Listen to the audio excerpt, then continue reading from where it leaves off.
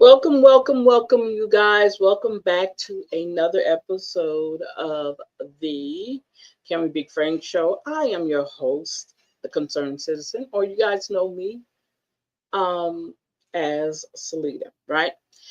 Oops, y'all, I have the wrong streamer at the bottom. I apologize, me and my banners. I have a host of banners. There we go. Apologize, I was I was messing with it earlier. Okay, welcome to the show. Now, what I want to do tonight is I want to go back over the information we shared Monday night because I was told that there was an echo in the background, and I don't want to have that happen this time. So we're going to start the story off as this young Jason Smith is his name. At the time, he lived in EROS, Louisiana. Anybody knows where Jackson Parish is. That's really a little small town outside of Ruston. If you know where Grambling is and Southern is, well, this little small town right outside of Ruston, right? It is predominantly white, okay? I do understand that there's two sides.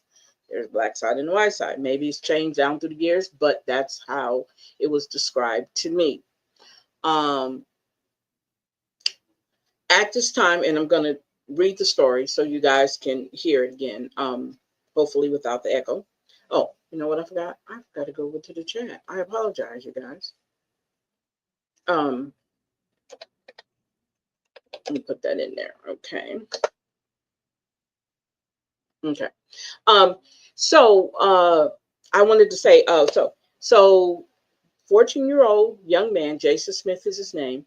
And he was doing summer school. So he was supposed to be doing summertime. He wanted to play football from the story that was told to me. He wanted to play football. So he had to get his grades up. So in the process of getting his grades up, he wound up being put in summer school. So this day he was supposed to get on the bus. His uncle at the time, because he lived with his uncle, his brother, and his sister, and his father. And his uncle was supposed to make sure that he got up every day because at the time the father was not, he was out of town. He had went to California. So he was to make sure the young man got up and went to school, got on the bus, whatever, right? So from what I understand, he did get up, he did get dressed, he did have his uniform on, and he had his backpack. And he was supposed to be getting on the bus. That's where everything changes. And that's where the story goes to where it's at.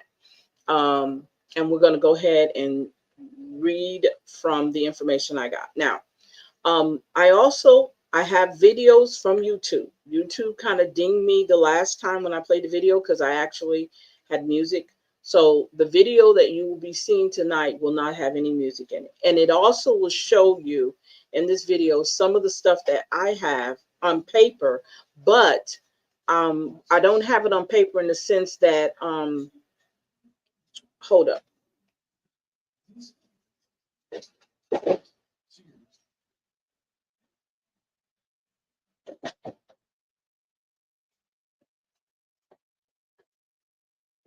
Sorry for that. I got disrupted. Just quit there. My dogs think it's all right for them to just open up and just push through my office. Anyway, so we're gonna talk about it. So the evidence that I said I have, like the paperwork and stuff, some of the paperwork, not all of it, you're gonna see it in this video. Now let me say something too. Let me forewarn you guys too. Some of this might be a little graphic, okay? And if you feel uncomfortable watching the video when we watch it, um, feel free to not look at it. But I do want you guys to get the gist of the story. This is not no sensationalizing. This is not me making money off of anything. It's nothing like this. This was a story, me and Brian Coleman, Dr. Bowles, Mary Neal was another lady that was on here. She was out of Maryland. I forgot what the other doctor name was. We were all working just like I do with my group. This was another whole group we had, and that was back in the day that we sat down and we went over cases like this all the time. So we have an opportunity. We talked with Bruce Smith. I think I played some of that last time. I'm going to try to play it again. Hopefully you guys don't hear the echo. We're going to talk about that. We're going to hear from Bruce himself, which is the father, which is the one that we were communicating with. We're going to also, you're going to find out my conversation, my personal conversation with the mother. They were not together. Okay, I do know the mother and him was not together. He was in Louisiana. She had already they've been separated and divorced, and she was in Mississippi. So I talked to the daughter, I talked to the uncle, I talked to family. So a lot of the information that I'm telling you is from, it's not hearsay, it's from literally from the mouths of the family. Okay. So let's go ahead and I'm going to read to you the story again so you guys can understand. And if you're in the chat, please, you guys, if you're over on Universal Collective Network and you're in the chat, let me know what you can and cannot hear. If there's an echo, let me know. I pulled out everything and I just left one thing hooked up. So I want to make sure we don't have an echo here. Okay. So let's go ahead and I'm going to go over let me make sure you guys can see it.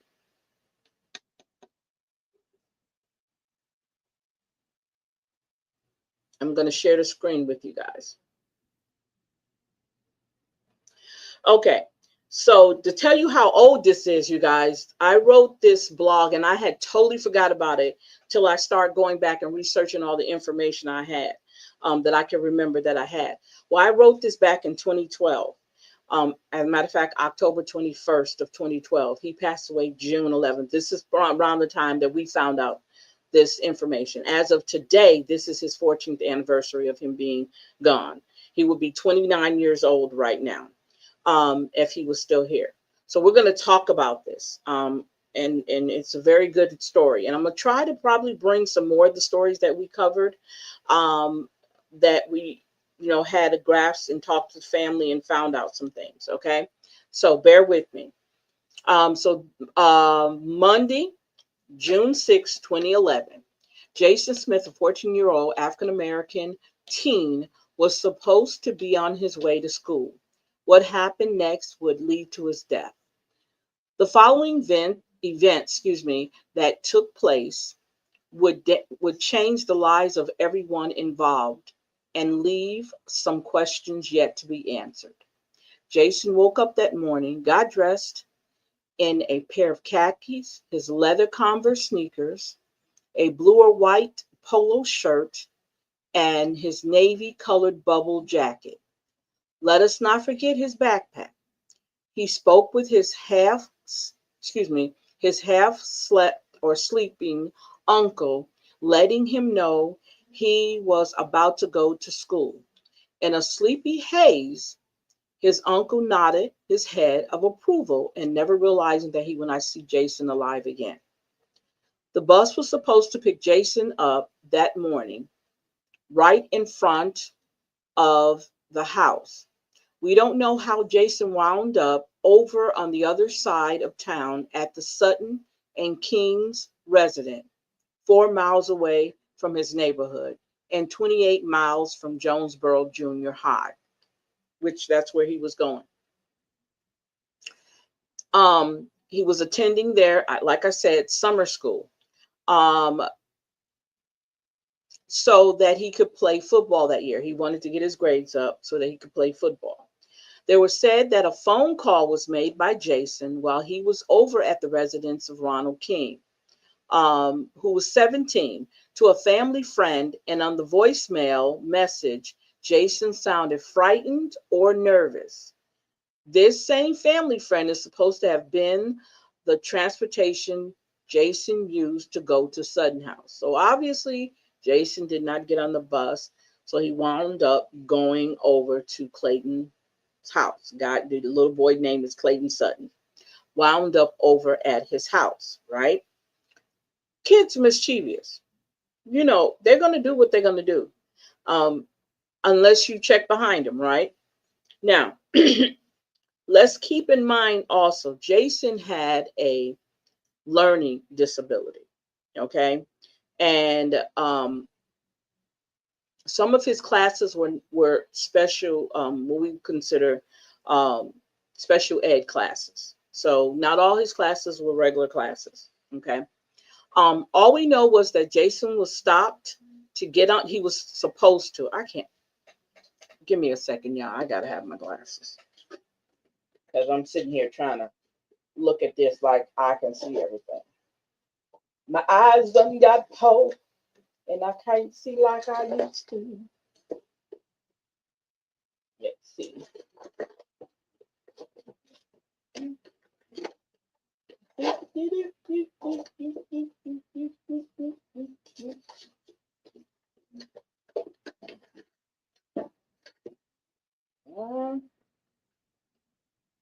I'm about to act a straight fool. Okay, here they go.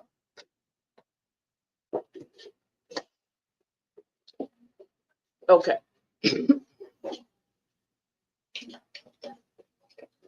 Okay. All right. Now stop trying to be cute. Okay, here we go. Now, these glasses feel crooked. So let's see where I left off at. All we know was that Jason was supposed to get on the bus, be in class by 8 a.m., and then home by no later than 3:45 that afternoon. Bruce Smith, the father of Jason, left 2 days prior to escort his mother back to California for visiting in EROS after the funeral of her sister, because they were originally from EROS.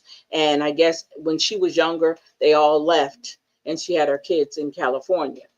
But I guess as Bruce, as a grown man, he moved back to EROS.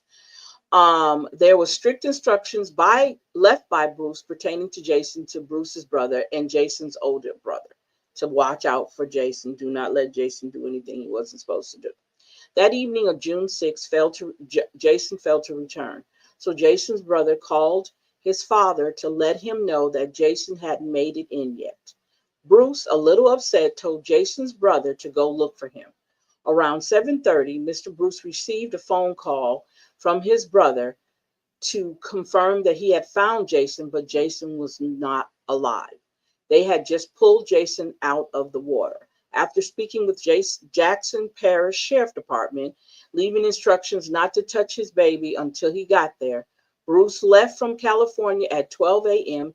and he made it back to EROS on June 8th around 5 p.m. If anybody knows, from California to Louisiana on the bus is not like, oh, it's going to take more than overnight. Okay. After speaking with the Jackson Parish Sheriff Department, leaving instructions not to touch his baby. Okay, I read that part. So here we're going to talk about the 911 call. So this call, and I think I still have a copy of the 911 call somewhere in my email. This is how long this has been, 2012. And at the time, when we were doing this case, we also took time and we hired a private investigator. So, like I said, the information that we gathered weren't just information from us. We did on our own. We actually hired someone to actually help us. Okay. So this call from the King resident made by a woman who seemed to know that Jason was in the water already. This call was made at 6:54, which means by now, Jason, if he went to school and got out at 3 p.m., he was already in the water for about 4 hours prior to the call being made. Now, What we'll find out later, hopefully I'm able to do it, you will find out that he actually didn't go to school, and he actually was in that water longer than the 4 hours. Okay. So it says examination of excuse me, I'm saying Bruce. Examination of Jason's body. Now, let me say this. I'm mad at myself because I could not find the folder. I have the autopsy. I have all of that. I have a copy of all of that. I got a copy of where the lake was. I got a copy of the diagram of everything. I mean, where the lake was, and where the boat was. Got a copy of all that. But in one of the videos, you will definitely see the lake. If I think it's the same lake, but you'll see. Okay. So Bruce arrived in EROS. He immediately attempted to find out what funeral home Jason's body was in. He found him at the Paradise Funeral Home in Jonesboro. Upon arriving there, he questioned the attendant or assistant, where was his son? Before he could answer him, Bruce found Jason's body in another room. He quickly noticed that Jason's chest was not sewn up. Upon looking down, he noticed that there were no organs. He then asked what happened to his organs. The attendant didn't have any answers. Bruce demanded that they sew his baby up. Prior to him being sewn up, Bruce took pictures of Jason's face and arms. Bruce found out that Jason's body was shipped from Southern Funeral Home, a white-owned funeral home where the coroner worked, to the Paradise Funeral Home owned by a black man. Now, in the official report, it stated that Jason's body was taken to the Arkansas crime lab because of the suspicion of foul play, which his body actually never left.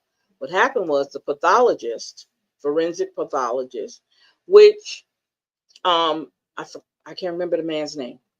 Doctor, I got to look him up, because if you remember the story about the Memphis 3, this was the same forensic pathologist. Okay. Because of the suspicion of foul play. When contacted, the Arkansas Crime Lab said that Jason was never there. So he never actually went there. The guy came to them because for one reason or another, he had a contract with the state of Louisiana. And let me say this. Let me explain this too. And it might come out somewhere else. Whenever they are suspicious of foul play, this is why it's been said this was not just a drowning. Okay. They had suspicion of foul play. So whenever they have that, according to what the sheriff department told him, they are allowed to go ahead and do an autopsy. And that's what they claimed. There was suspicion, foul play, or alleged. So they went on and did the autopsy before Bruce got back. So that right there, that is a key word, suspicion of foul play. All right. So that was the reason why they went on and did the autopsy. They did not wait for Bruce to come. Right. So he was angry. Bruce was angry and confused now because he was alarmed that something was not right with this whole thing. Upon him attempting to find answers to his son's death, he was followed and harassed, which on one of the interviews we did with Bruce, he admitted that his son and him were followed. Okay. And I believe it. I believe it. In these small towns like this, that's what happens. So investigation from the family of Jason. So they went on and started doing their own investigation. So Jason's sister and his uncle began to do their own investigation, only to find out that they were getting the runaround when no one would return calls at all. Nobody would return their calls. Everybody involved did not want to return their calls, right?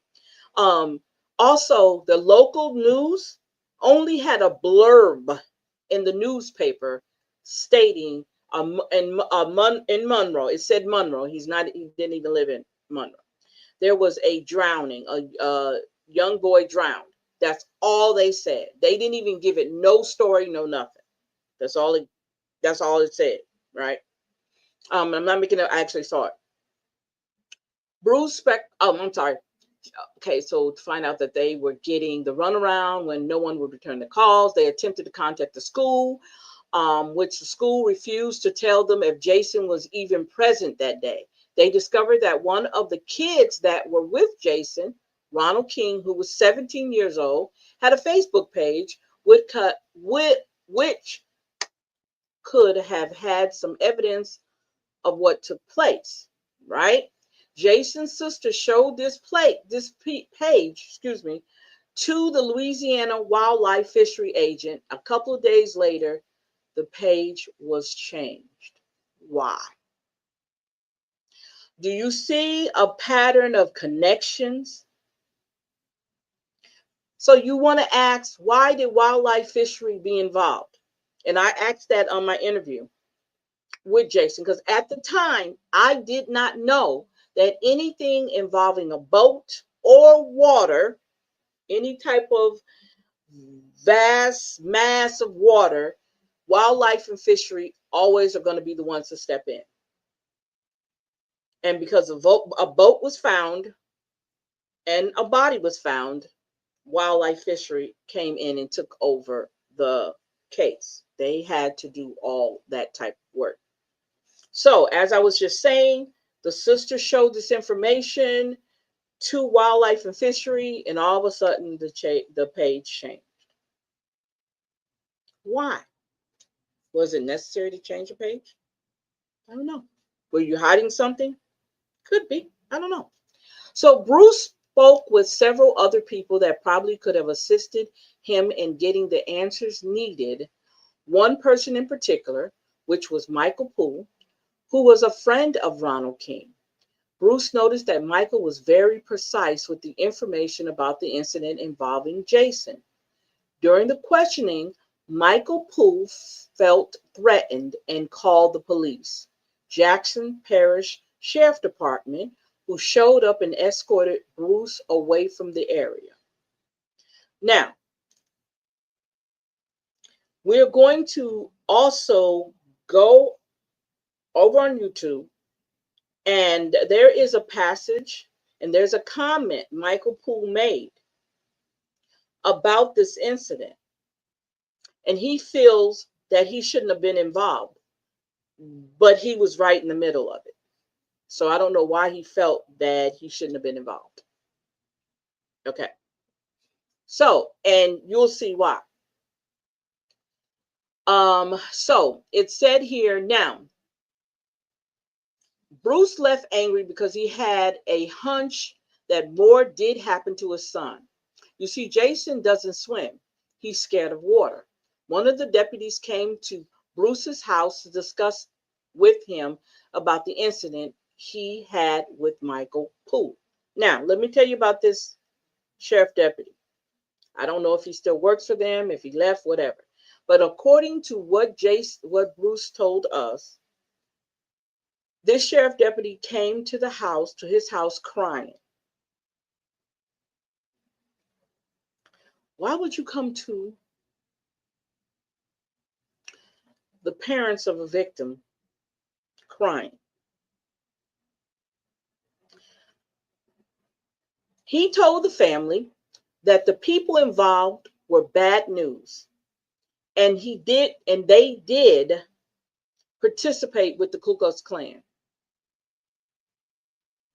Now, this is what the sheriff deputy told Bruce, according to Bruce. This made Bruce even angrier, to the point that he really wanted answers, and if this was a hate crime, he needed someone to be punished. Since this was hearsay, Bruce understood that he had to be careful, because this was coming from a sheriff deputy.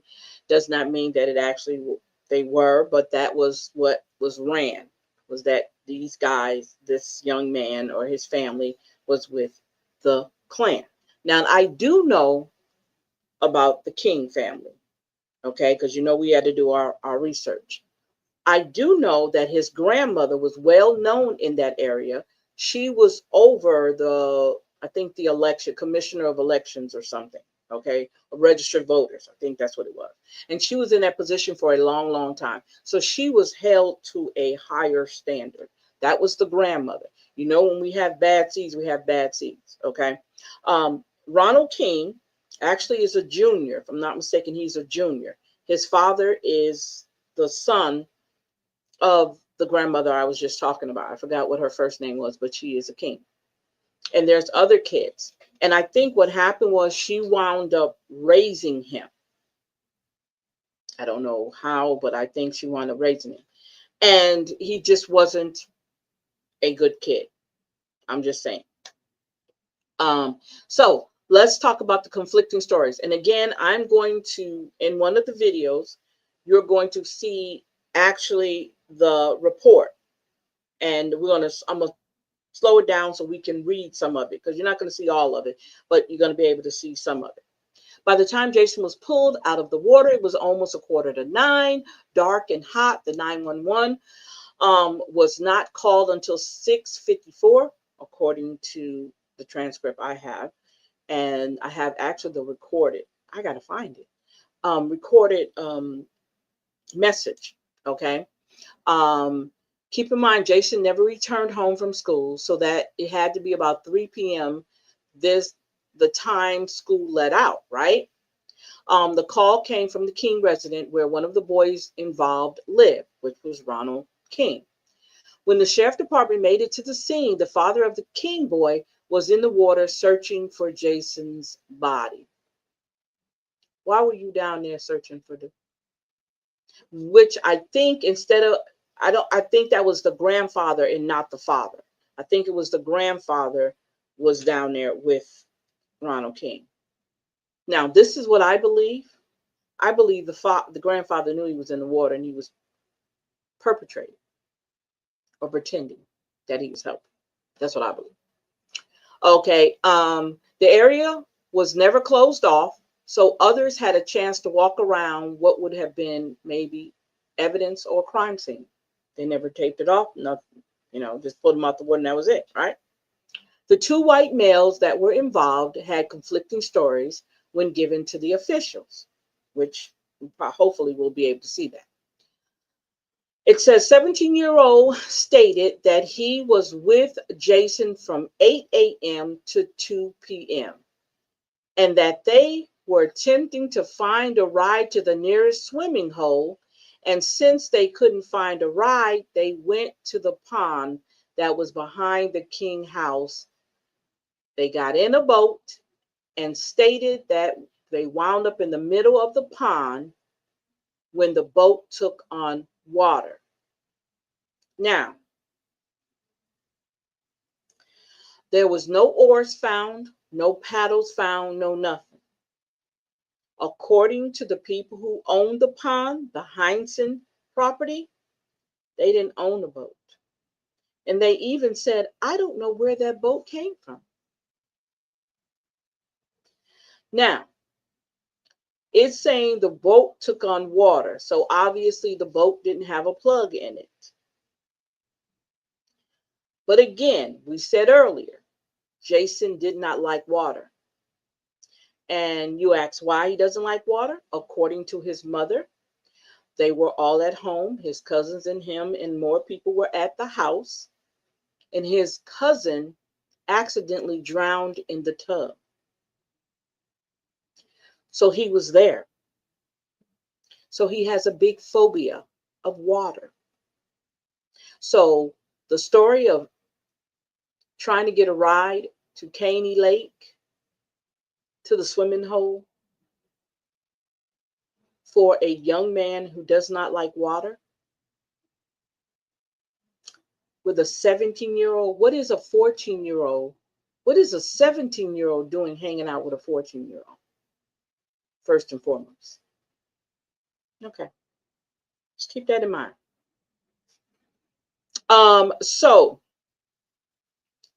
It says the nearest swimming hole, the King boy jumped out and left Jason because he thought Jason could swim. All right. Then he came out of the water, went home, changed clothes. Listen to this. Changed clothes and watched television. Keep in mind, King's father was in the house at the time. I don't know if it was King's father or was it the grandfather. I'm not sure. But I obviously must have been the father because I put it in here, right? The other boy, the younger one, who was 13, that is Clayton Sutton. Remember, Ronald King is 17, Clayton Sutton is 13. On his statement, he said all three of them were together. Now, remember, when Ronald King wrote his statement, he didn't mention a third person. He said him and Jason. Why is that? All right. The other boy, the younger one, 13, on his statement said all three of them were together. They started rocking the boat and it flipped over. He and King, the King boy, jumped. Jumped. Jason followed, but couldn't swim. He tried to save him, but he was too heavy. He then let him go, and Jason drowned. He also got out of the water, walked home, changed clothes, watched television until his mother came home, and then she made the King boy, go home so she could take her son to a birthday party while Jason laid in the water. Neither one of them said, "Hey, guess what? There's a boy in the water. He drowned earlier. We need to get him out." Nobody didn't call 911, the kids, nobody. The father, if he was at home, nobody called 911. Left him in the water. Went to a birthday party. And it wasn't until Ronald King got home and he finally told his mom or dad or whoever it was he talked to, because it was a woman on the 911 call who called in. And these people, this lady sound like she was like, there's a puppy in the road. There was no hurriedness to her voice, no stress, no nothing. She told her like it wasn't nothing. There's somebody in the water. You got to get the tone. I would have been frantic, and I would have been already fussing at the kids. Why did you tell me this? You should have told me this early. Where you been, King? I would have been going off. No, she sounded on the recording just like it wasn't nothing. Like a puppy was in the road, and we accidentally hit the puppy. What'd you do with the puppy? Oh, we went on and buried it already. I mean, she sounded so like nothing. Kids in the background, they knew all about it. Nobody crying, nobody upset or nothing. That's what really got me. All right. The idea that they went home, changed clothes, got out the wet clothes, changed clothes, sat down, and chilled at the house until Clayton Sutton's mom came home, which her name is Stacy Roper, and we'll talk about her too. All right. So he also got out of the water, walked home, changed clothes. He did the same thing. Both boys were read their Miranda rights. Well, why were they read their Miranda rights if nothing happened?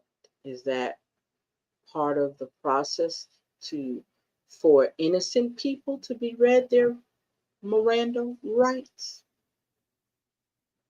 I'm curious about that. Do you normally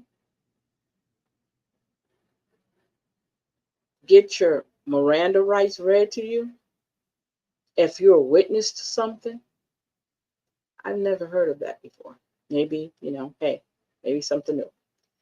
And there was a third Miranda right. Reason why I know this, because the paperwork shows where they signed off on their Miranda rights, because it's got to be in paper. Now, the third person who were also, that was read their Miranda rights, they did not sign the paperwork. Okay. They refused to sign the paperwork. It was a female adult, but there's no written statement from her. So you had three people that got their Miranda rights written to them. One didn't sign off on it. The adult didn't. Again, something don't sound right. Okay, so let's talk about the boat. The owner of the pond said that they did not know who the boat belonged to. and it had no numbers on it, because most of the time you're either going to have serial numbers on the boat. That's how they can tell, whether the boat is licensed, if it's registered, whatever. Well, this boat didn't have any of that, according to them. We didn't see the boat. I called Wildlife Fishery, the evidence room, and they told me they shipped the boat to Monroe, somewhere in Monroe. That's what I got from them. They were supposed to call me back, never called me back. So what happened to this boat? Right? So the owner of the pond said that they did not know who the boat belonged to. Now, let me say this about small towns and small areas, because I live in them. People know what people know. But if I want to be quiet and I don't want to tell on somebody, or I might be even afraid of somebody, what I'm going to say, I ain't know where that boat come from. We don't own no boat. Where that boat come from? So if you don't own that boat, I guarantee you know who that boat belonged to. Okay. Let's see. That belonged to, and it had no numbers or information on it. According to the report, the boat was found on one end of the pond. Jason's body was found on the other end. And if I had the paperwork and you could see the diagram, you'll see that Jason was found on one end and the boat was on the other end. I'm just saying. I'm just memorizing it from what I saw. And it's a nice sized lake. And it said it was about 8 feet of water. Okay. And Hope, let me tell you this too. There was no wind blowing. It was a hot day. So how did his body get way over this way? But maybe in the time limit that it floated, it could have. I don't know. But there was nothing moving the water. It was one of those days. Nothing was moving the water. So how did his body be found in a whole another area from where the boat was? Now, they said the boat flipped over, right? Okay. I'll just leave it like that. It said that, okay, let's see. Upon Jason's body was found on the other end, it was said that the boat had no holes. Listen. Remember, it was said that the boat, Ronald King said that the boat took on water, right? But it says here that there were no holes in the boat by the mother of the 13-year-old in a conversation with Bruce. Now, that conversation, me, think Miss Mary, and Brian was in on that conversation. Let me tell you how. We were all talking to Bruce on the three-way. Yeah, it was three-way. And he got a phone call on his other phone. He took his other phone and put it up to the phone. We muted our phones, and he put the phone up to the phone so that we could hear it, the other phone, so we could hear what was being said. And Miss Roper said, let's see. Give me 1 second here. I'm sorry. Okay. Miss Roper said, this is what she said to him, and this is what we heard. If Brian was here right now, he could verify, could probably even say the exact words. She said, I'm letting you know my son didn't kill that nigger. Ronald King killed that nigger because it was already out. The Miranda rights, remember, all of that was already done. That's what was said. She didn't say your baby, your little boy. She said that nigger. Okay, I'm going to leave that with you. Now, according to Bruce, there was no fencing or signs stating that the pond was off limits to anyone. Bruce asked the sheriff about a fence that was put up after Jason's death. And he was told by the sheriff, it's one up now. That's what the sheriff told him, is one up now.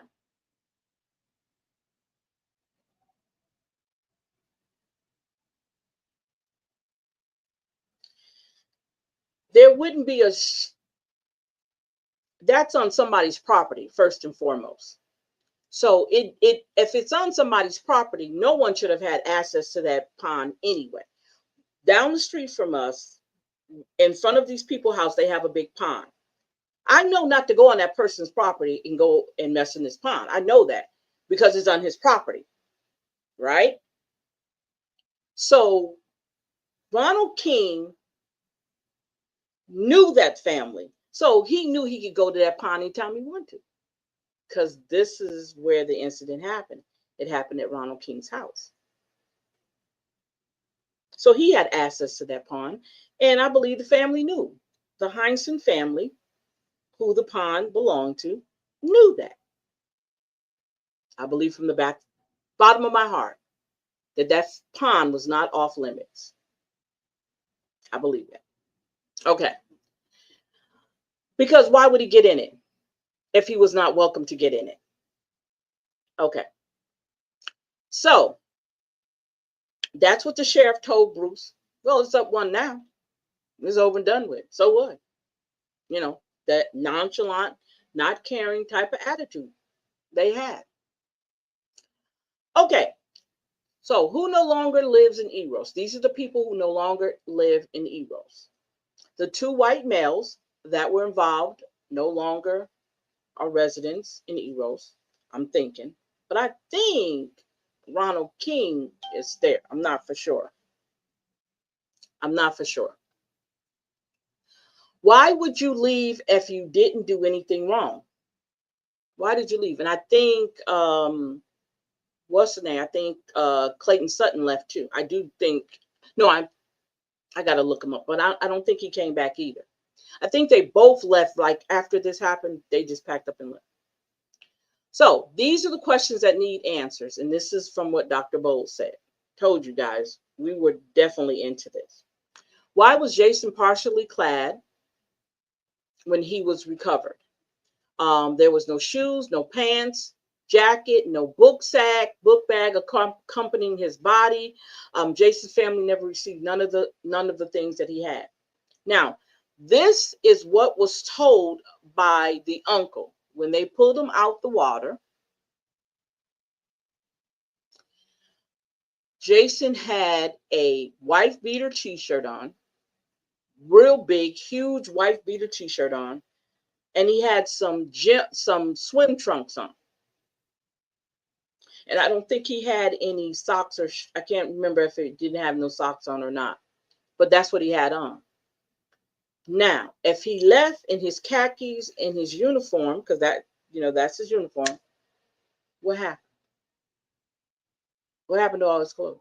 Then it was a rumor, not to know if this is true, allegedly, somebody was walking around with his shoes on, because these pair of shoes that he got, from what Bruce said, he bought them from California, so they were not here. They were not a pair of shoes you would find here because he bought them from California. And they claimed that somebody was wearing his shoes.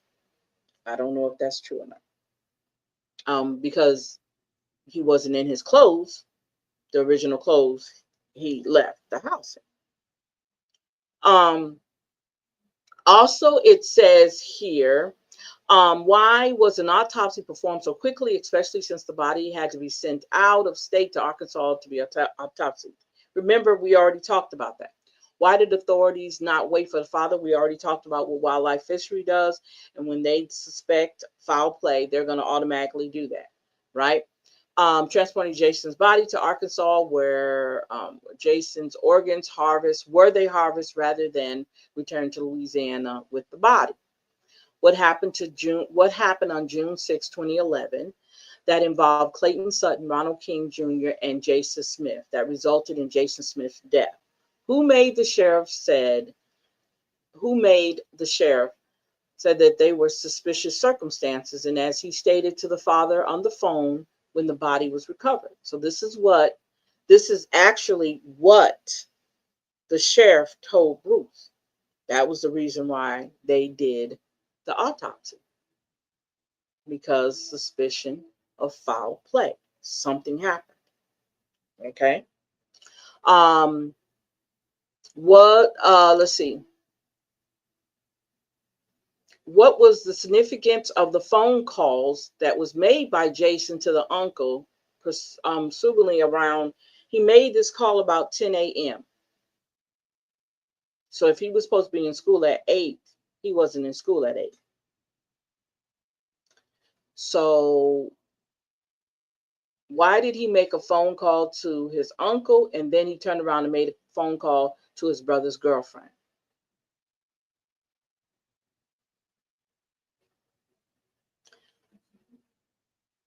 From what was said, and this was told to Mr. Bruce, that the young lady said Jason sounded nervous and scared, and he said he needed a ride home. He was scared to be here. He was ready to go. Now, that's what was said. And if I'm not mistaken, I think I talked to her. Can't remember whether or not I talked to her, because she's the one who took him over there. So he wanted to come home. So why did 2 teens involved leave town? Can we get these answers so that Jason can rest in peace? 14 years later, they said it was an accidental drowning. Stacy Roper said that Ronald King got away with murder. Didn't serve not one day. And let me keep this, and let me let you guys know, when you're Black and poor, you are a perfect target for your story not to be told. You are a perfect target because you can't afford a lawyer. You can't afford an investigator. You can't afford any of those things to get you to the point where you get the answer. So you have to do a lot of things on your own. And a lot of times, Bruce was so angry, sometimes he would go off and then people would stop talking. Because, I would be angry too. My baby's gone. So what I'm saying is, a lot of times when you don't have the money and the resources to get the information you need, you never get it. And Bruce had his own personal health problems that was going on with him too at the same time. So he had a lot on his plate at that time. All right. So I'm going to go over here. Okay.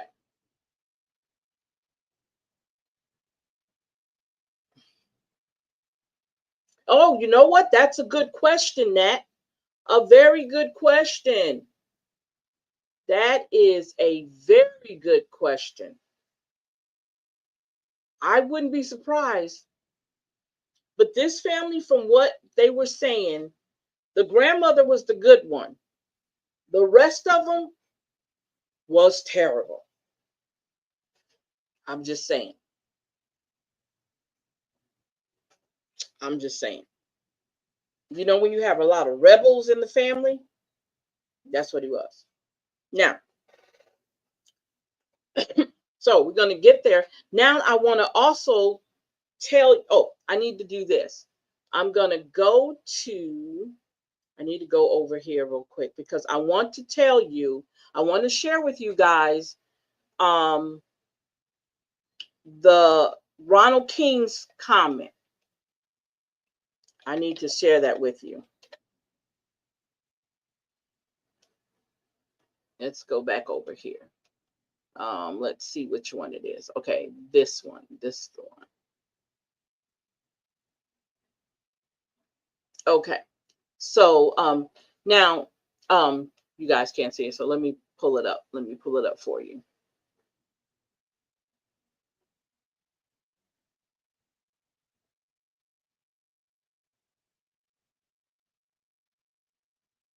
Okay. Okay. So I'm not going to play it, but because you can barely hear it. This young lady, this is a video. I cannot find this video, you guys. Me and Dr. Bowles, we were sitting at the library and we recorded this. This is not even the whole thing. It's only 6 minutes of it. We did a whole video on talking about Jason Smith and his organs being missing, right? So she recorded it and she was talking about it. Her name is Trina Ruffin, right? So I'm looking in the comments and you see, I wrote something 4 days ago because I wanted to explain some stuff in here. But let me see something here. Hold up. Let me tell y'all something. Let me tell y'all what happened here. They removed Ronald King's comment on here. Because let me tell you why. Let me see something. Yeah.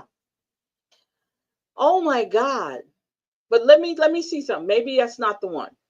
But I know, yes, this is the one. Let me go back and look up his, hold up. I know I'm not crazy.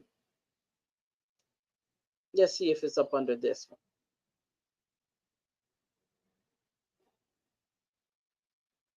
Let me see. I know I ain't crazy.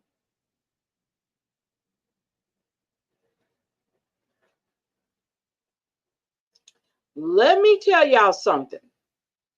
They literally removed, or he did, Michael Poole's comments on here completely, y'all. I'm not, oh my God.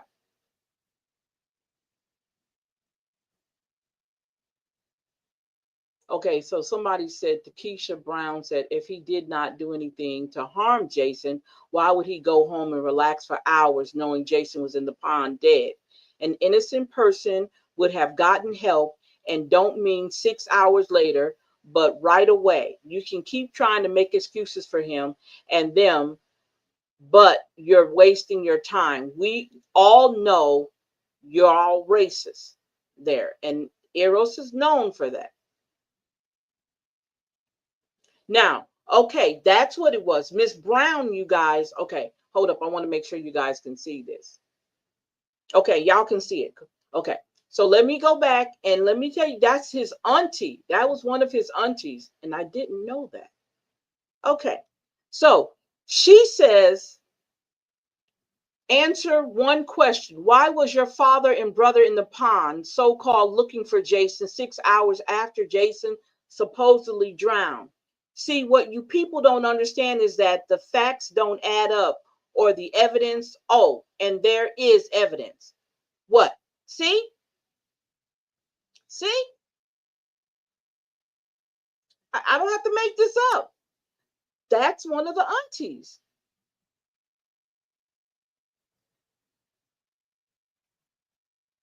That's one of the aunties. Wow.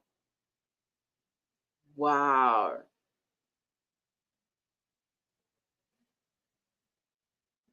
And then there was also someone said it was all a hoax, which it was not. It was no hoax. So everybody, yes, that's his auntie. Oh my God. Okay, so they removed all Ronald King's comments on here. His comments was on here, and I don't know why I should have doggone screenshot them. But he said he gave a whole nother explanation, okay, about him. This is what he said. He said he was on his lunch break and Ronald King. Now you got to remember, Ronald King and Michael Poole were best friends. He said he worked for the city of EROS, and he was on his lunch break. And Ronald King got a hold of him and said, "Can you take us down to Corny Lake or Carney Lake so we can go to the swimming hole?" That's what Michael Poole said. And Michael Poole told him no, he couldn't take him. So he don't know how they got down there, what happened. Now, he said he went on back to work. He said he don't know what Bruce was saying about him being involved, but you are involved. You were strictly involved because you had a conversation with them prior to them going or wherever they disappeared to. So what did they do? They go back to Ronald King's house. And okay, if we can't swim at Corny Lake, we'll swim in the pond because they had access to that pond. That's why it was so easy for them to slip a boat in there and go swimming, if that's what they did. But we don't believe that. We don't believe that because he told a whole different story to the police. And he said that himself. He told a whole different story from what he told Bruce. I'm just saying. All right. Whole different ball game. Now, again, this video I am about to show you, I turned off the music because, like I said, it wasn't a big strike, but they dinged me for the music in these videos. So we're not going to play any video, no music, but we are going to pay attention to this. Now, there are some graphic parts in here. So if you feel like you don't want to see it, then don't watch it. But I definitely want to share this part with you. Okay, so we got to go back.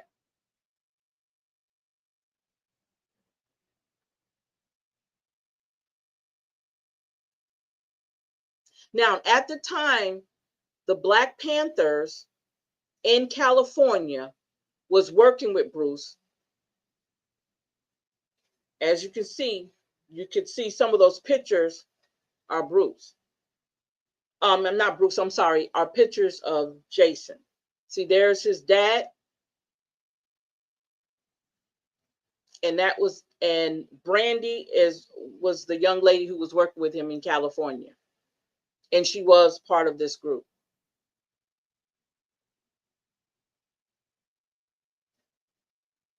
Now, I'm going to stop it right here. Let me see if I can. Okay, let's stop it right here. Now, remember I told you I had a copy of the report, the Miranda rights and all this? This is what it is. This is it right here. He said, my name is Clayton Sutton. And he said, me and Jason Smith was in a boat and they followed. And the boat started swimming. Well, that's because I can't see the whole thing. Hold up. Let me do this. Let me see if it'll show the whole thing.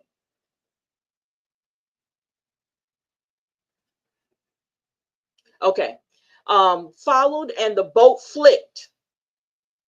And they wind up swimming to the bank because he had to let him go, talking about because he was too heavy for him.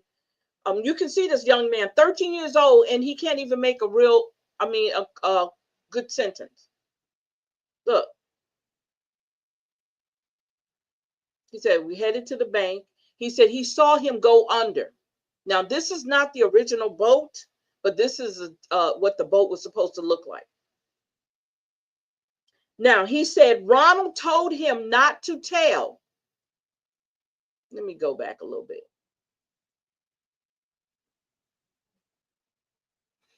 Right here, he said he told him not to tell.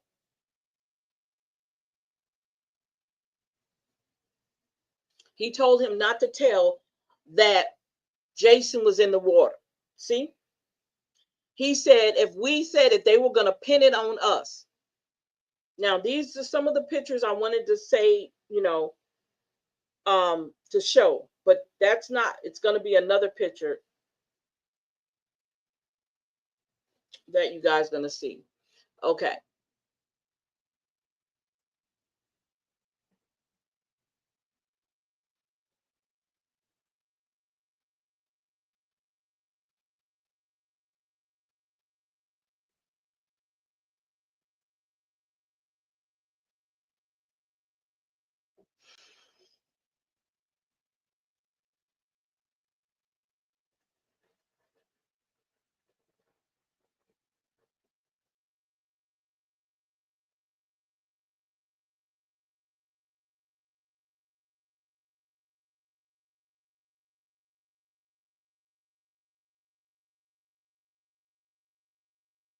Now that's supposed to be in front of Ronald King's house, but someone said the flag was already there and that they were making a big deal out of nothing because that flag was already there. You know how you want to make something look like it's worse than what it is, but that's what they're saying. But it didn't. I don't know if the flag was there or not. I don't live there, but that's what some of the people are saying, that the flag was already there. Just like the flag that was next door to me over here, that he flipped it to the other side, but it was hanging on our side for the longest. You know, I'm just saying, and I showed you guys that. He was a handsome little boy.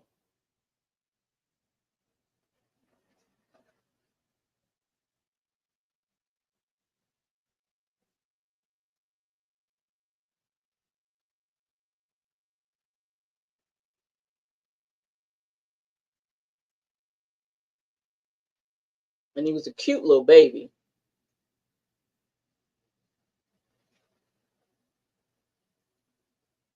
And that's his mom.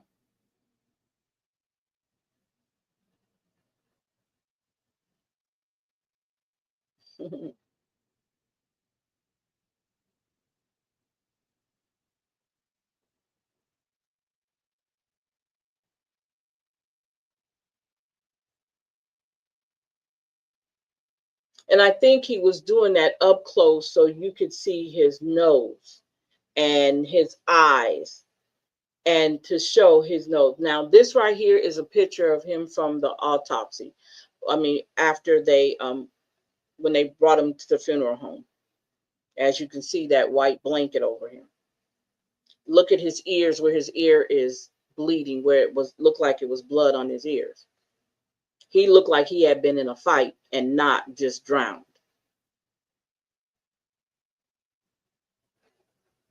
And if there were stones or rocks at the bottom, um, I don't know how long the body floats before it goes to the bottom. Somebody was trying to say that's what it was. He scraped it against some rocks or nothing, but he it looks like somebody scraped his, like say if you flipped over and you were pulled. I can see, but his there was no that's Bruce right there.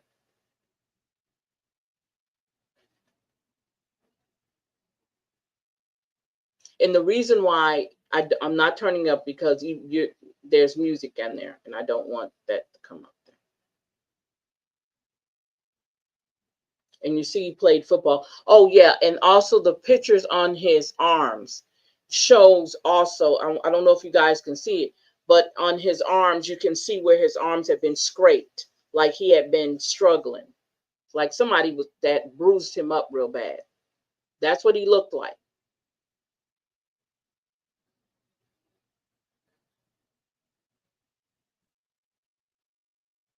And that was before the autopsy. I mean, that was before they fixed him up for the funeral.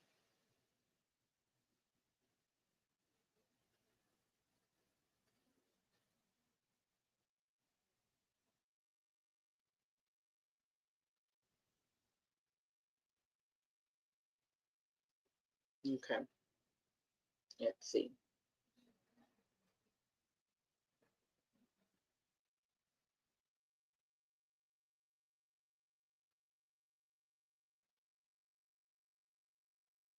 You see his arms? Can y'all see his arms right there? See what his arms look like?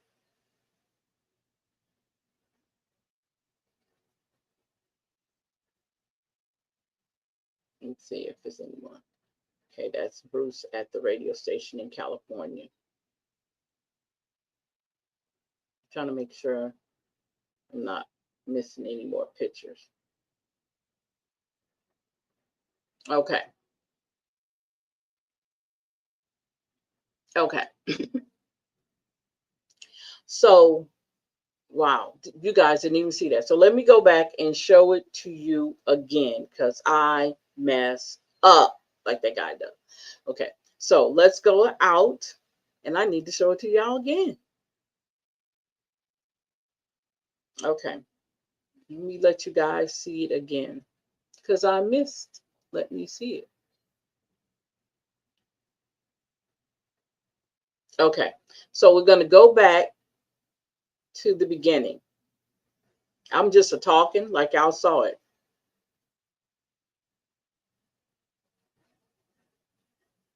Okay, so this is Bruce at the radio station. This was in California. This took place in California, and the Black Panthers were working with him at the original when it first started out. The Black Panthers were working with him. Now this is where I want to go.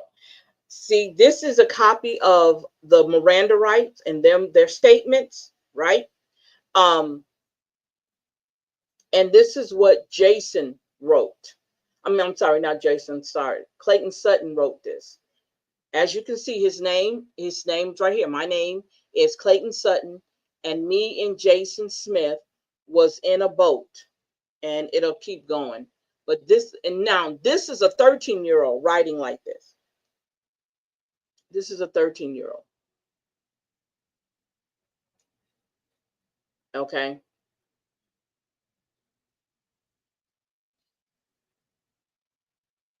I have a copy of that too. I just don't know what I did with my folder. I'm sorry, y'all. And when I do find it, we are going to talk about this again.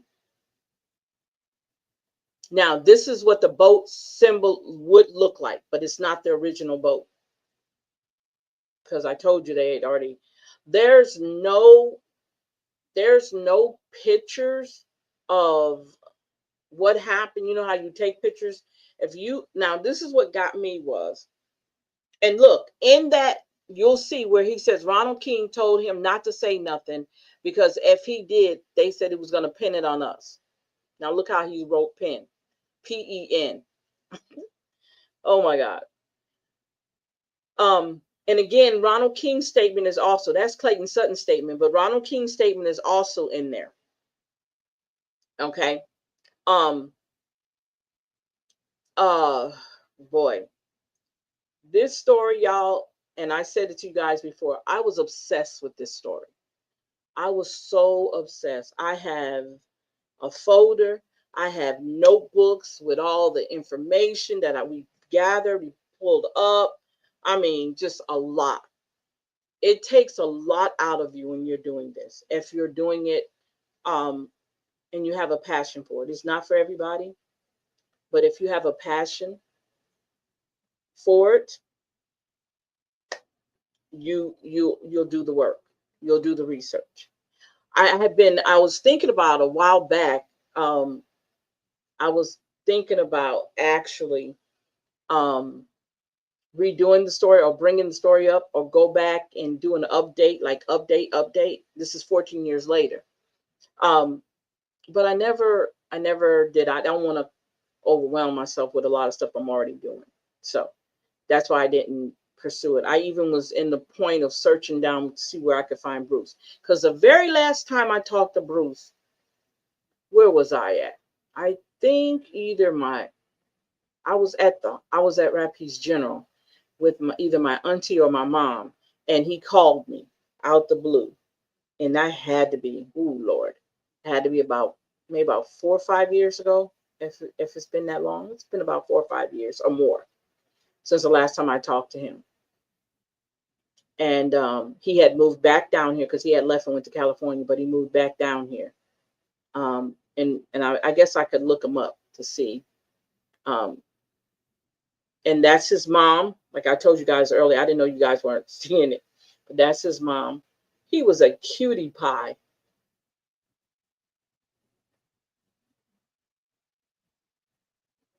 And like I said, like you see his nose, how his nose has those scrapes. His nose looked like he was scraped on something. And look at around his lips, where his lips like at. You see that? And the next picture is when look at the side of his head. I thought I saw blood, but that's not blood. Oh, his face was scratched on the side. See right there how it was like he was like dragged maybe, you know? Um this is kind of making me try not to feel full, you know. But this was a case that really, I don't want to say it haunted me, but I was very much so involved. Like more than I was like, no, I can say obsessive with this case. I was very obsessive. I was so obsessive. Me and a friend of mine we went down to EROS. But by the time we got there, their sheriff office, what they call their town hall or city hall, whatever, it was closed because I think we left too late. But I didn't realize EROS was that far either. Now, as I was telling you earlier, because you guys couldn't see the picture, do you see the picture of him? What he looked like when they pulled him out the water? Because that's what he looked like when he pulled him out the water. These are the pictures when they pulled him out the water.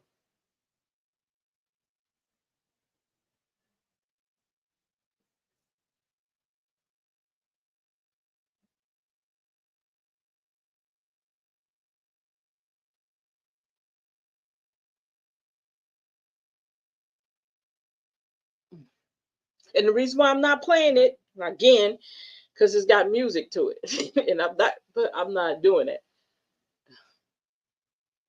Now this is in California.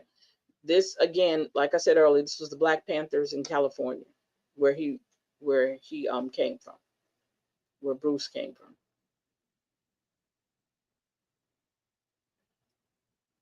And Brandy was the one who was helping him.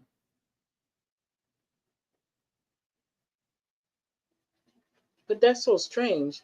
They literally took down Ronald King's comments. I know I ain't crazy. I got to look again. There's another video. I got to look again. And see, they took down, it looks like they took down his comments, but I got to check that other video because it's like three or four videos pertaining to the story. And I'm thinking they took it down. Okay. So we're going to stop right there. And I'm going to come out of there. Now let me see if this is the one.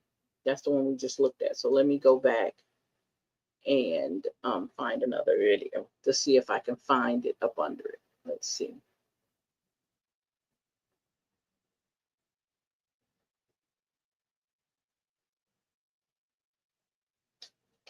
Okay. You guys, I will not lie to you because I read it to you guys the other day when we had the show, right? Why is all Ronald King's comments gone under these videos? I know I'm not crazy. Hold up. Let me see. It says 51 comments. So where are the comments? That's not 51 comments right there. Let's see. Let's see. Hold up. Let me see.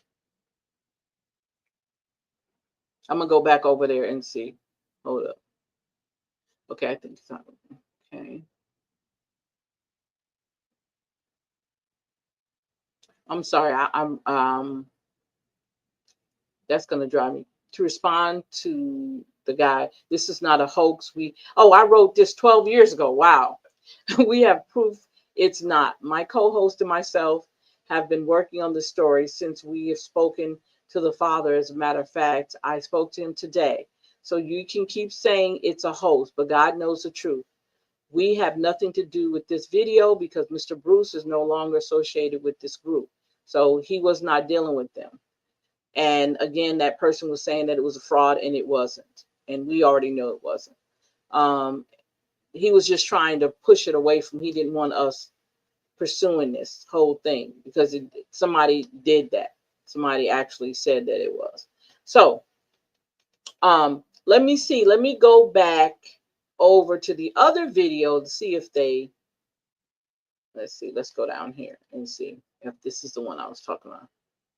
Yeah, because they were saying it was a hoax. Okay, Mr. Johnson. I'm Jason's son. I feel need to tell you that my nephew was murdered. We call it stirring up nasty old shit. Oh, okay. She wrote this too. Mr. Johansson, I'm Jason's aunt, and I feel the need to tell you that this is not a hoax. My nephew was murdered on June 6, 2011 in Eros, Louisiana. You can call it stirring up nasty old shit, your words. All you want, all you want, but we will not stop talking about it until justice is served. I will fight for Jason until the day I die. I'm not doing this for no money, only for justice. What would it do if it was your loved one? That's what she said. She said, are you really that ignorant to think someone would tell a fake story? Well, let me tell you this. I'm Jason's aunt, and my nephew was murdered in Eros, Louisiana on June 6, 2011, and I will fight for justice until the day I die. Now that's for real. Um, that's what she said. Now look it. Okay. Going through the same thing, racist sheriff department and break-ins, meth abusing informants, sex offenders in Livingston Parish. Oh, this person lived in Livingston Parish. Oh, she knew. So let's see here. Let me see if it's going to show all of the comments.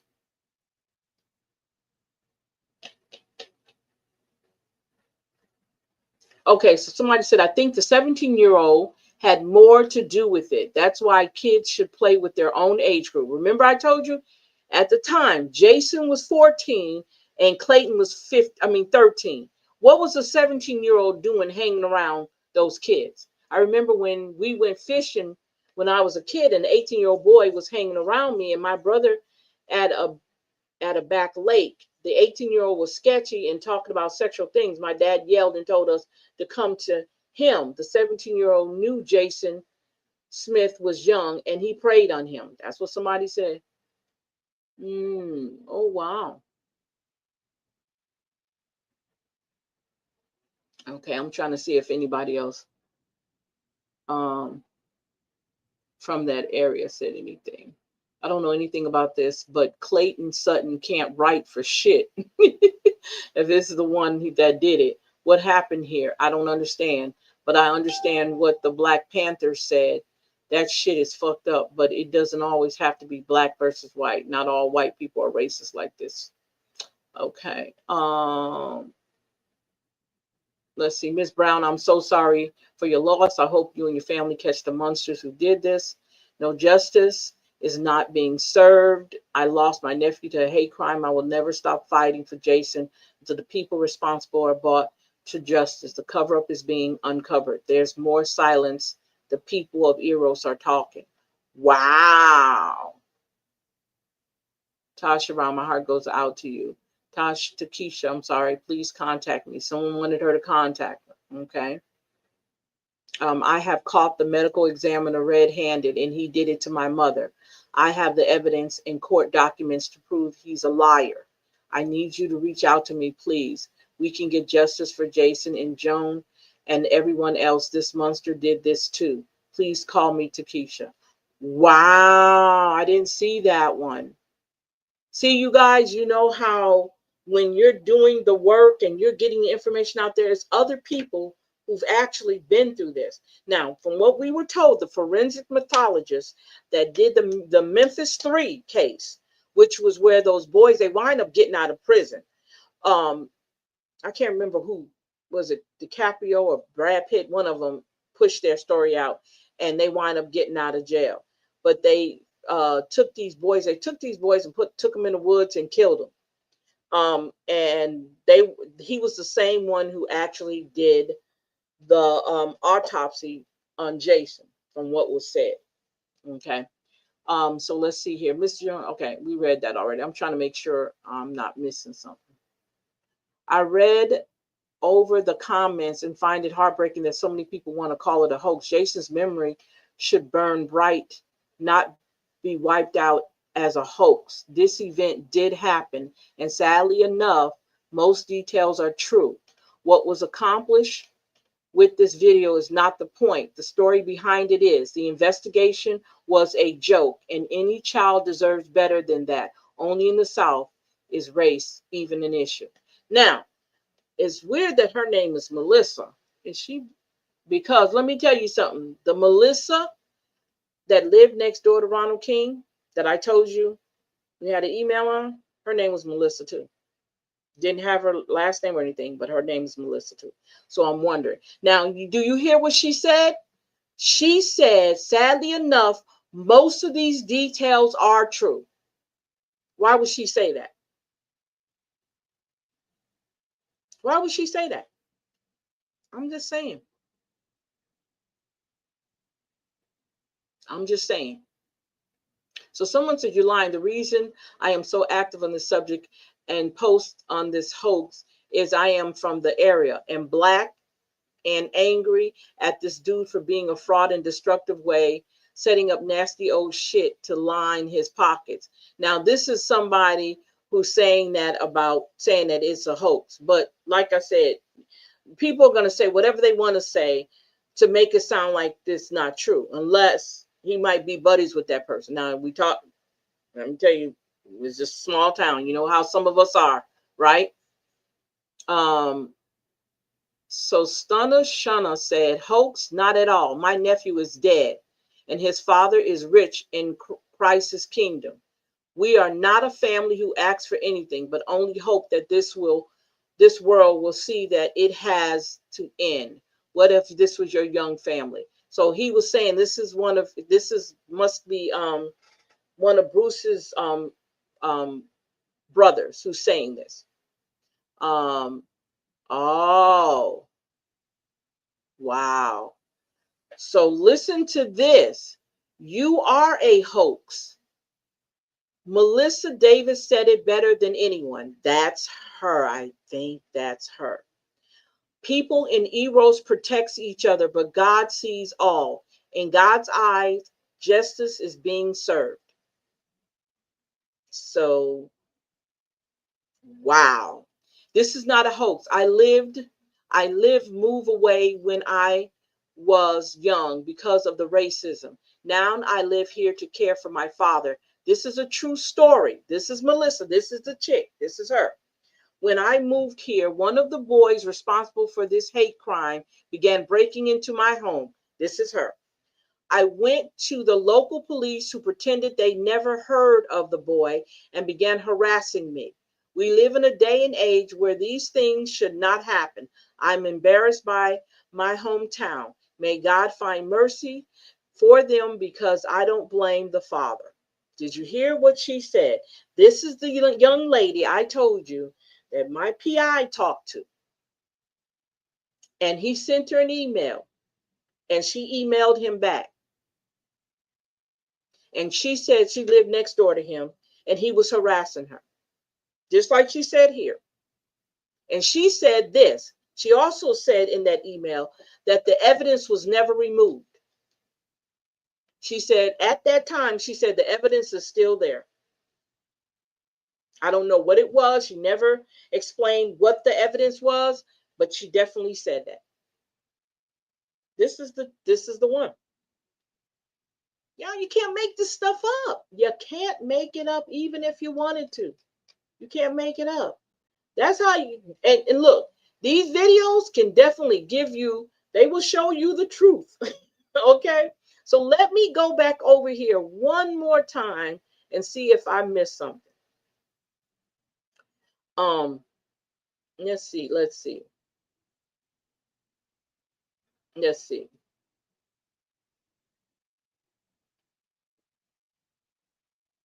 Oh, it came back. So here we go. This is what I want to say. There it goes. I know I was going crazy because I'm like, wait a minute, they removed him. No, they didn't remove him. I see it now. Okay, so where it says at Michael Poole 4853, this was 6 years ago. Why that man said my name, I do not know. I went to school with Jason's older brothers. We was cool, and there was no KKK in EROS, Louisiana. That's what Michael Poole said. Now, remember, I told you earlier when we read the blog that Michael Poole, when Bruce went to ask him questions, I guess he pissed Bruce off so bad he called the sheriff department on him. Why would you call the sheriff department on him? Because you know why? Because you know you already had clout with the sheriff department. And you knew they were going to remove Bruce. You knew that already. That's why it was easy for you to call him. You must have got scared because he probably threatened him. So she said, hello, I went to the video and I reviewed it about 7 times. It's not my original video. I shared it from another YouTuber who created this information, which was me. She was talking about me. I didn't hear the name Michael, which we didn't mention his name. I was not able to hear your name. No disrespect. I just shared the video because it was an interesting story. Would you like to tell your side? That's what she asked him. So he says here, social news review. Look, I guess that's what was her name. I told the father and his brother Chris everything that I knew when they confronted me in EROS. So they must have confronted him. The only reason why I was down there is because I was cutting trees so wildlife and fishery could get their boat in there to pull Jason's body out. I have no ties in any of this. But you're Ronald King's friend because that was already proven. Now, Jason was a good kid and went to school with him and his 2 older brothers. I worked for the town of EROS. When all this went down in summer, I was in school. I saw them on my lunch break, on my lunch break at the basketball court playing. It was him and Daniel King. Now, let me tell you something. He's calling him Daniel King when his name is not Daniel King. His name is Ronald King. You know who he is because you're a friend of his. Why would you say Daniel when you know that boy name is Ronald King Jr.? Keep that in mind. They were supposed to be going to summer school and they hid and did not get on the bus. They asked me if I could take them to Caney Lake and I told them no. After that, I did not see them. I went back to work, and then about 3 or 4, I got a call saying they needed my assistance down there at the pond, and I went. Now, hold up. This timing ain't right. He said 3 or 4.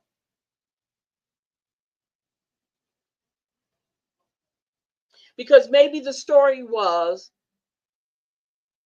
that Jason was in the pond around that time. But Jason had been in that pond already. Now, you said you saw him earlier, but the 911. So what are you looking for something when the 911 didn't go in till 6:45? I mean, 6:54. So what were you looking for 3 or 4 hours early? Why were you even at the pond? Because if he was missing, why would you know to go to the pond? Anyway, that's just a question. So it says here, I got a call saying they needed my assistance down there at the pond, and I went. And that's when I learned that Jason Smith had drowned. There was no plug in the boat. The boat was sinking, and they all went to the pond. Both Ronald King and the other boy tried to help Jason, but Jason was dragging them under.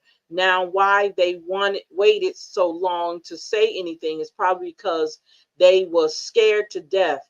They was kids. No, Ronald King was 17 and Clayton Sutton was 13. There's no Daniel King anywhere in there. Now he's Ronald. He was Daniel first. Now he's Ronald. But he's not your friend and you wouldn't know who he was. Right? Okay, Michael Poole. Now,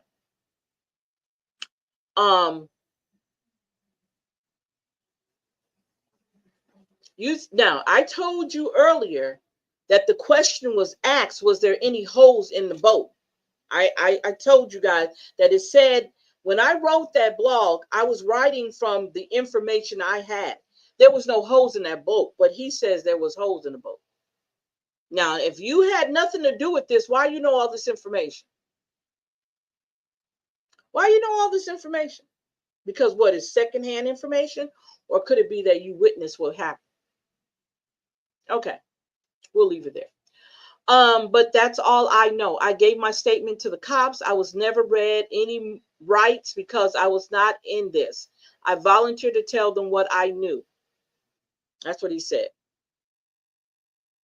And then someone says Jason was murdered. He didn't drown. The kids were scared to death because they know what really happened and who was involved. Now that's what someone said. And then someone said Jay Poe don't, I don't know who, oh, that guy in front. He says, go to Georgia or Chicago, either in Kendrick Johnson. Oh, she was talking about the Kendrick, because around that same time, remember Kendrick Johnson, the guy they found in the young man they found in the mat at school in Georgia. So around this time, a lot of this was going on. Okay. Let's see. I'm trying to make sure. Oh, let's see here. Oh, and I answered her the other day about filming that, because I cannot find that video. I don't know. See, I have several different external drives like this.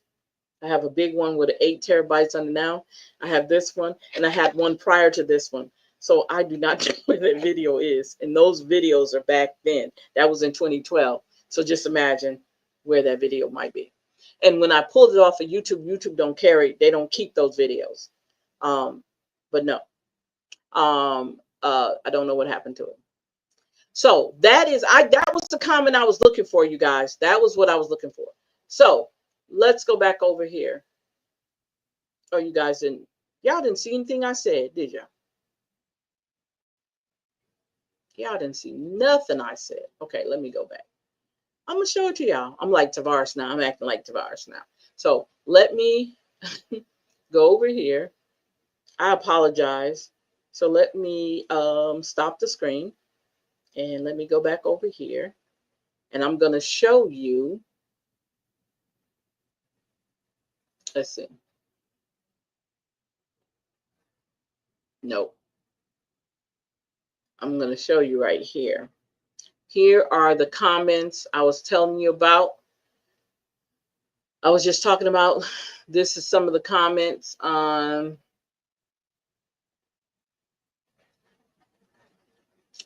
this is from that's what I wrote 12 years ago. Golly, that's a long time. So these are the comments right here. I was really like, did I? Let me see here, newest first. So let me see if anything in here. We already went over these. Yeah, we already went over these. And I actually read to you guys exactly what said, but I'm glad I found that Melissa lady. I am so glad I found her. Because now that's the lady. That is the young lady that talked to that emailed my private investigator, saying he's not mine, the private investigator that we used. And she sent him an email. Let's see. And this is the one with his auntie on it. Okay. Yeah. Oh, here it goes, you guys. Let me stop it. Let me stop it. Let me stop it. I found it. Okay. So I want to make sure y'all can see this. Okay. This right here is the diagram of the lake. Okay. This is the diagram of the lake. So let me go over here and see this. Oh, wow. This is the paperwork I have also. Now, as you can see, they found his body right here.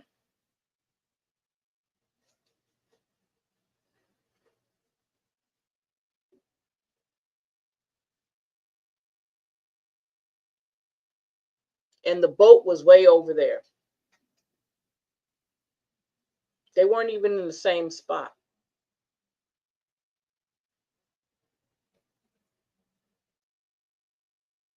This boy can't write and he can't spell.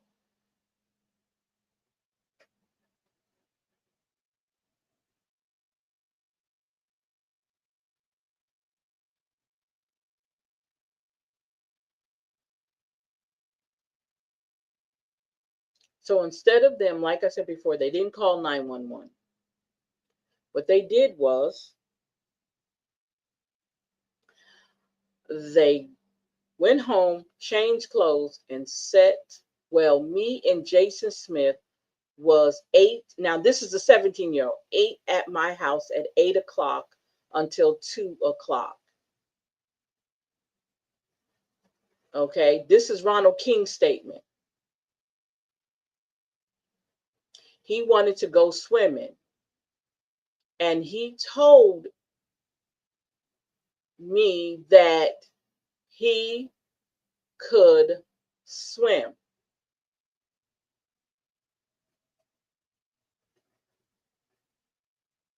Now, again, now I think that's the same picture. I'm not for sure if that's actually the lake he was at. Oh, he was such a cutie pie. And that's Ronald King's home.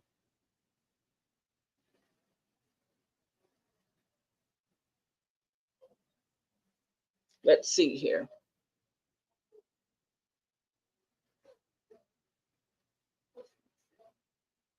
Mhm.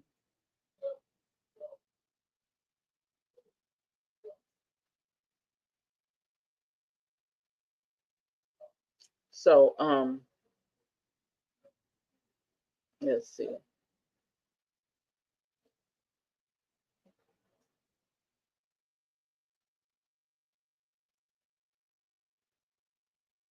Let's see if it's going to show anymore.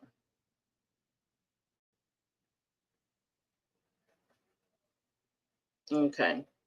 Let's see if it's going to show anymore.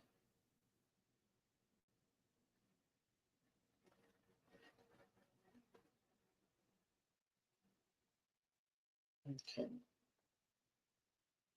But you guys, if you want to watch the whole video, you can definitely go on YouTube. It's on YouTube. Go just pull up Jason Smith murder and it'll come up. The videos will come up. And you can actually go read the comments yourself also. But I just wanted to share that with you guys.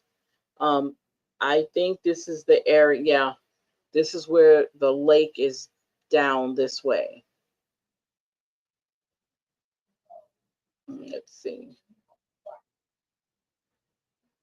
Okay.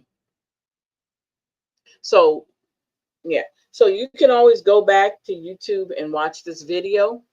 Um, but I definitely I wanted to leave that with you guys.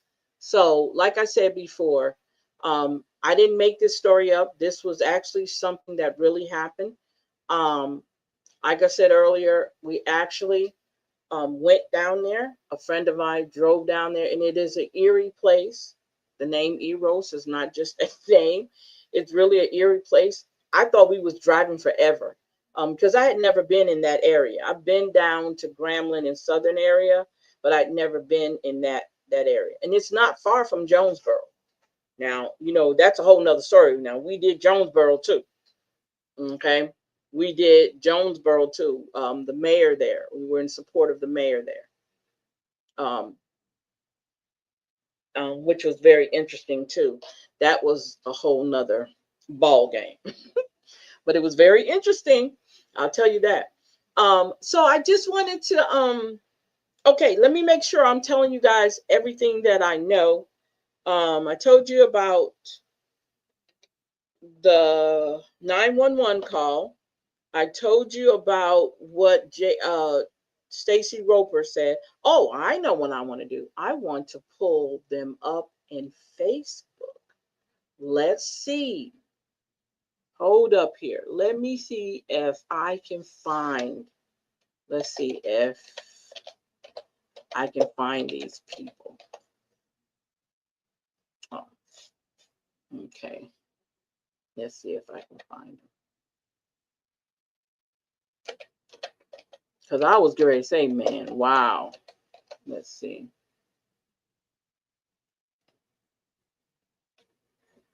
Let's see.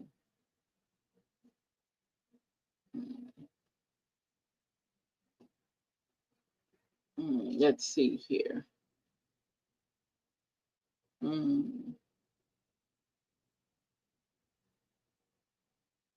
Let me see if that's him. Brownfield, Texas. No, that might not be him. No. No. That's not him. He's not on here anymore. So let me look up.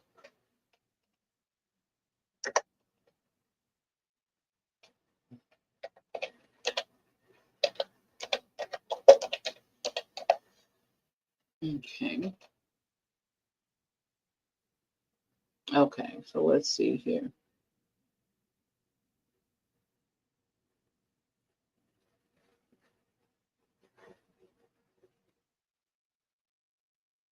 Nope, that's not him. I don't think that's him either.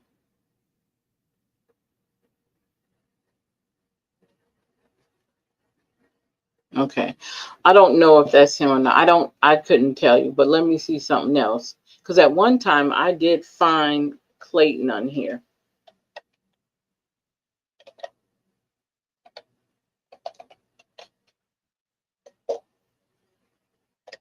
And he might not be on here anymore either.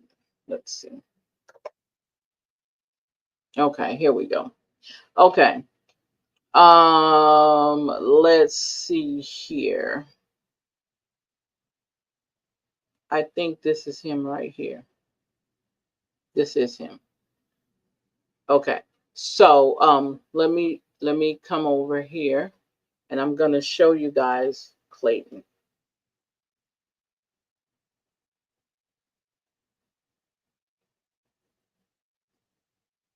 Okay. So this is the young man right here that was with Jason. Oh, he lives in Ruston. This is him right here.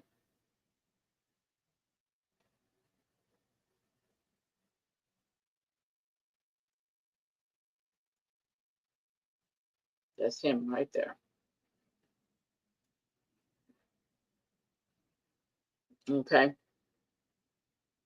So this is what he looks like. Now, Ronald King, I didn't find, but let me see the last time he wrote something on here.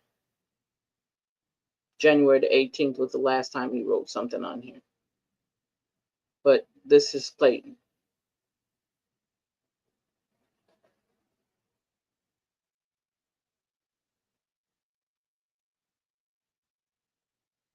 Okay. Wow. It looks like the street.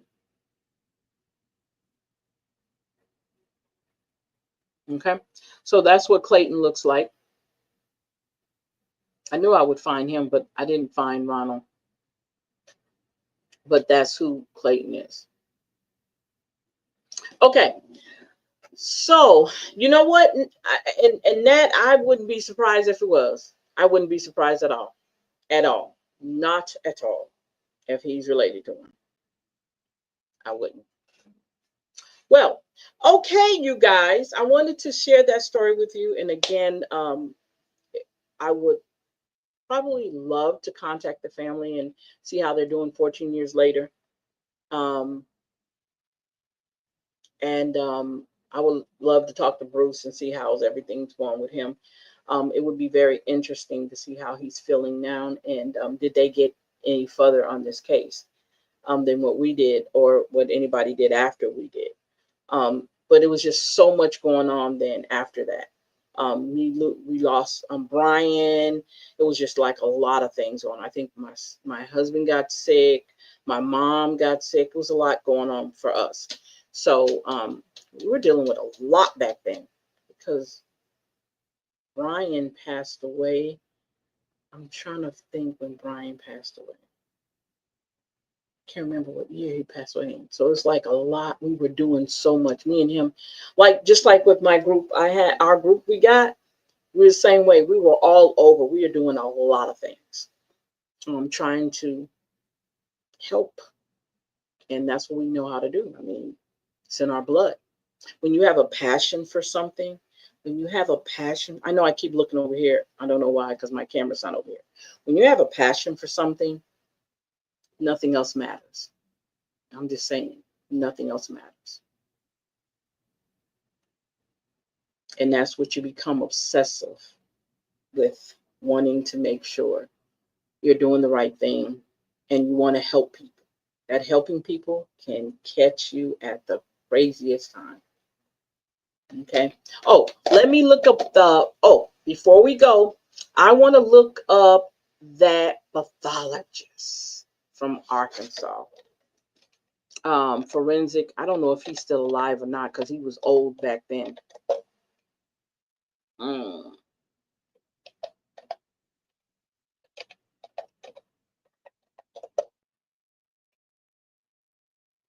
I can't even spell. Forensic pathologist. Okay. Memphis 3. I forgot that man's name. Oh my God, I forgot that man's name. Because I wrote to him a couple times. The West Memphis 3. That's what it was. Peretti. I found him. I found him. So let's see here. I found him. Let's go over here. I get excited. I found him. His name was Peretti. I knew I'd find him. So here it goes. The West Memphis 3 case involving the 1993 murders of 3 young boys involved in several key forensic pathologists was Dr. Peretti, the medical examiner for Arkansas, testified about the forensic pathology and his role in the investigation. Other forensic pathology likely played a role in determining the cause and manner of the death and analyzing the information or evidence. He involved, yeah, that's his name. That's him. I attempted to call his office several times. I could not get him. Because I knew he was back then, he was very, very busy. But yeah. And Frank Peretti. That was his name. And I think he was old. I don't think this is the trial. Damian Echols, Jason Baldwin trial. Yeah, his name was Dr. Frank Joseph Peretti. That's his name.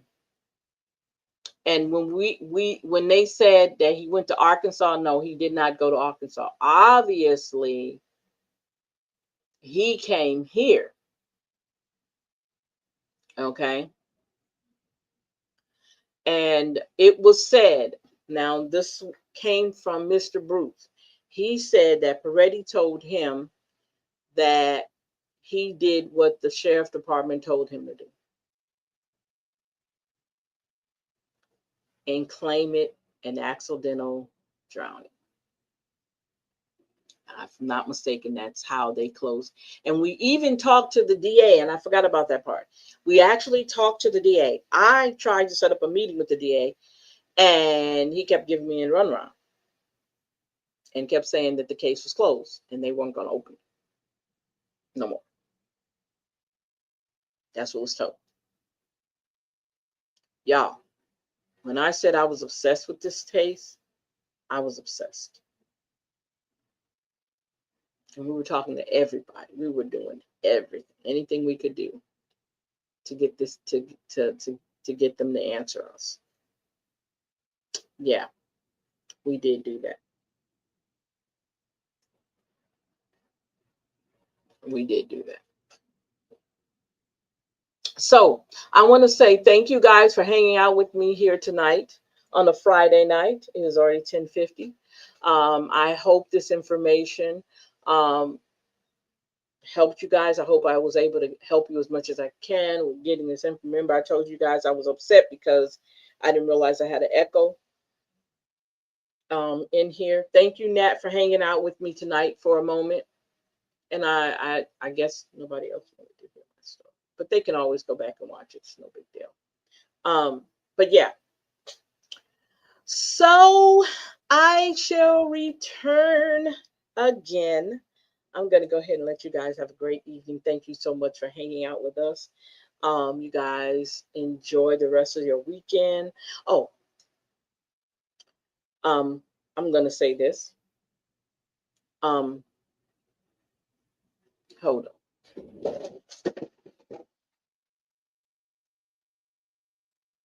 Because I'm going to share this with you guys. This is the proof of my book.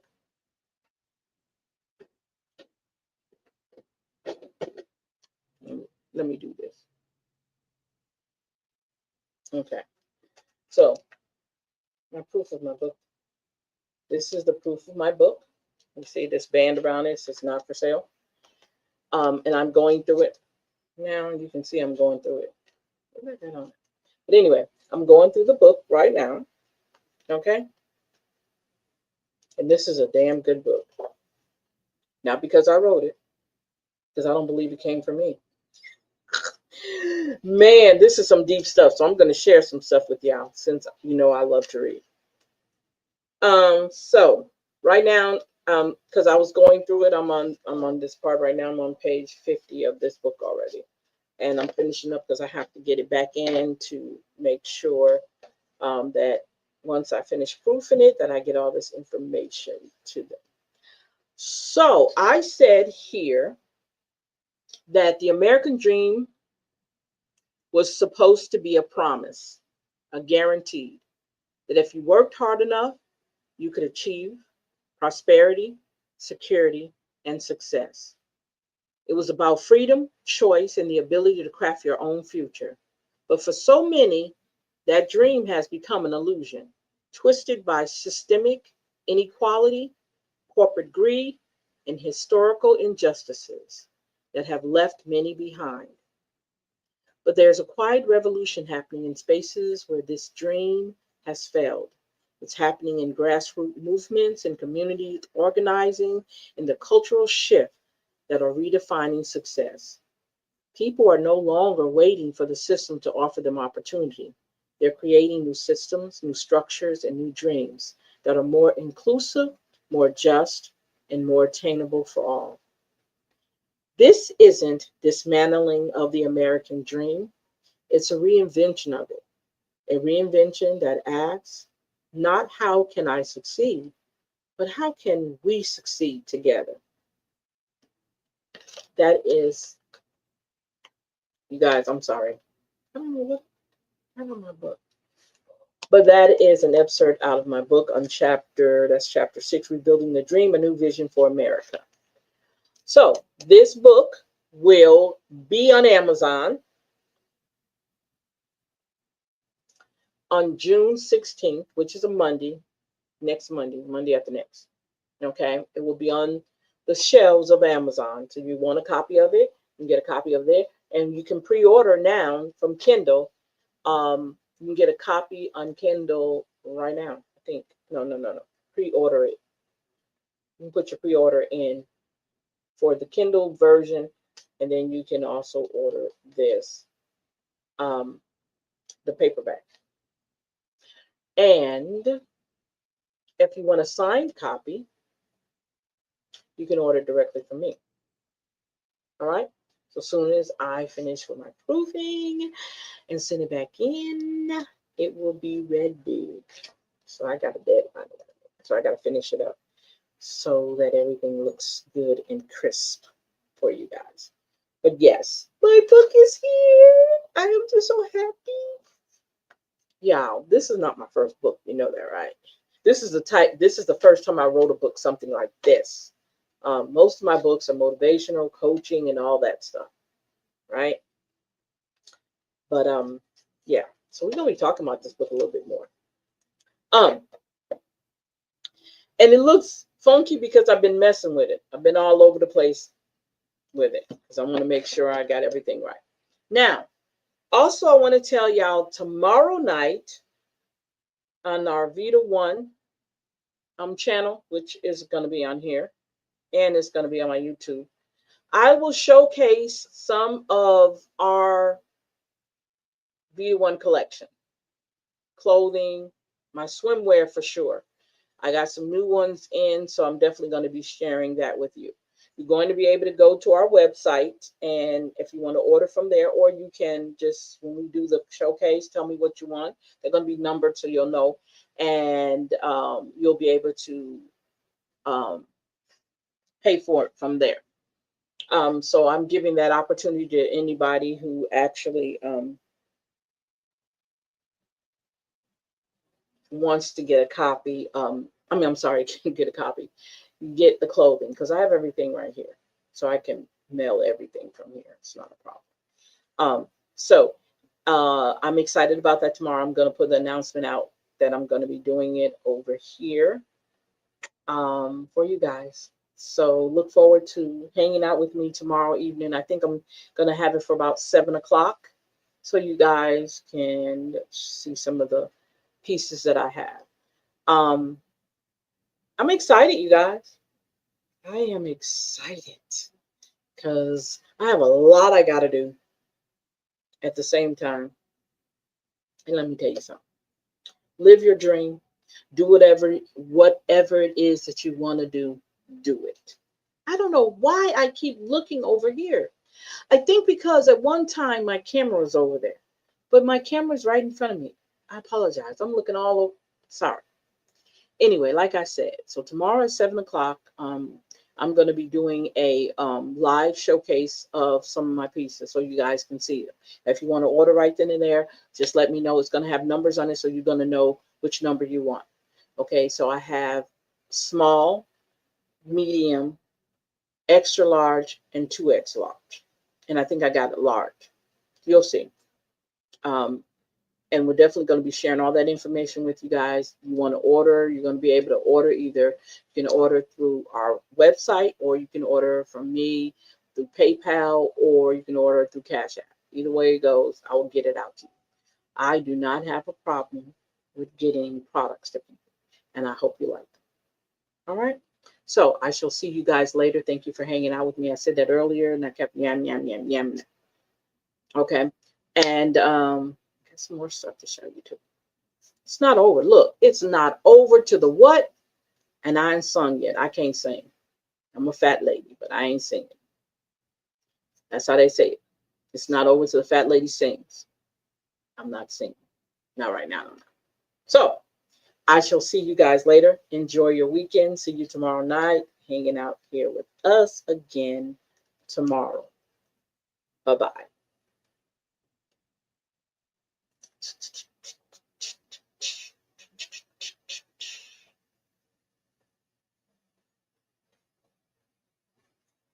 Oh, what? Hold up. Yeah, there we go. Oh, I didn't. Did I put my? Yeah, I did. There it goes.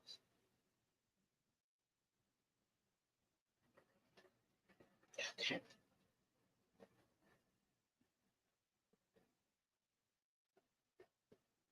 Mm. Let's see. All right. It's giving me instruction.